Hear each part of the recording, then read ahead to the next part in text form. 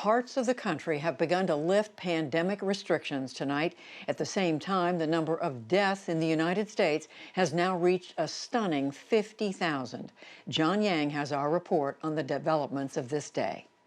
Good morning. How's everyone doing? In Georgia today, businesses opened their doors for the first time in more than a month. Governor Brian Kemp lifted restrictions on such non-essential operations as bowling alleys and hair salons.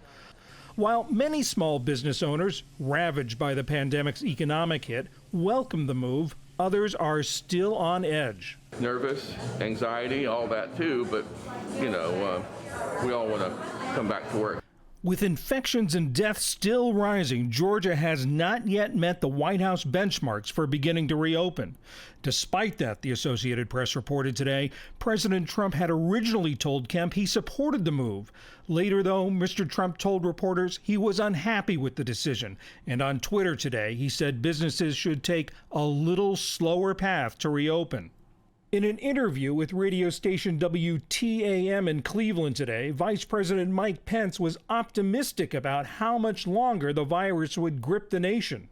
I think, honestly, if you look at the trends today, that I think by Memorial Day weekend, we will largely have this coronavirus epidemic behind us.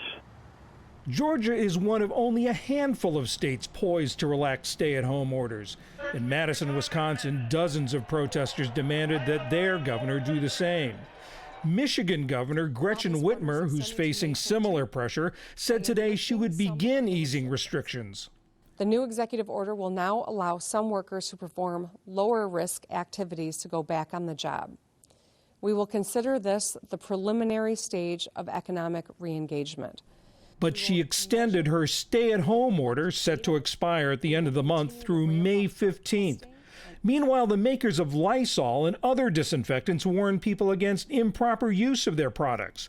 It comes after President Trump seemed to suggest that researchers look into using disinfectants and ultraviolet light inside the bodies of those infected with the virus.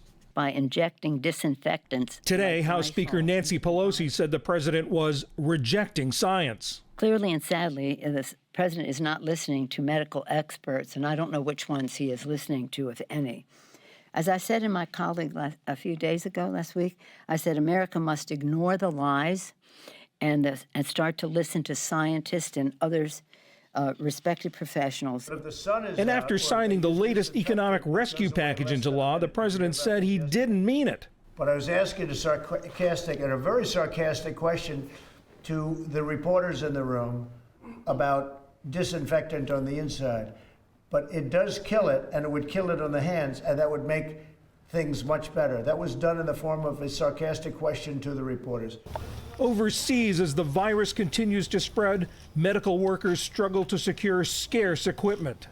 That includes countries in Africa, which this week saw infections surge by more than 40%. Meanwhile, Muslims across the world began Ramadan under strict lockdowns. That leaves many to observe the holy month from home, resigned to putting off the evening prayers and get-togethers that normally mark the period of fasting, reflection, and community. For the PBS NewsHour, I'm John Yang.